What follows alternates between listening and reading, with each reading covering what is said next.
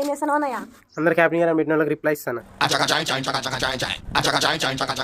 ఎందుకంత ఆత్రం మాత్రం పెడుతున్నావు? కొంతమంది ఫొటోస్ కూడా పెట్టారు కదా, చూసి రిప్లై ఇచ్చుగా. చూసినా ఏముంటుంది అన్న పాస్ ఎట్టగా హ్యాపీ న్యూ ఇయర్ కాబట్టి హ్యాపీ న్యూ ఇయర్ అనే పెట్టుంటారు. అనవసరం స్టోరేజ్ బొక్క. హలో చెప్పురా. వాట్సాప్లో నాకు ఏం మెసేజ్ పెట్టినారా? ఏం పెట్టినా థ్యాంక్ యూ విత్ సేమ్ అని పెట్టినా. అట్లా పెట్టొచ్చారా? కరెక్టే అట్లది కరెక్ట్గా రా, స్పెల్లింగ్ మిస్టేక్ ఏం లేదు కదా.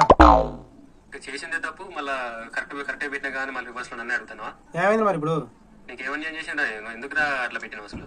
మా తాత చచ్చిపోయిండు, దినాలకి రారా అని చెప్పి నీకు ఇన్విటేషన్ కార్డు పంపిస్తే నాకు thank you wish the same అని పంపిస్తావు. అంటే నేను మా తాత లెక్క కావాలనే నువ్వు కోరుకునేది. ఓపెన్ చేయలేదు, ఓపెన్ చేయకుండా రిప్లై చేసిన.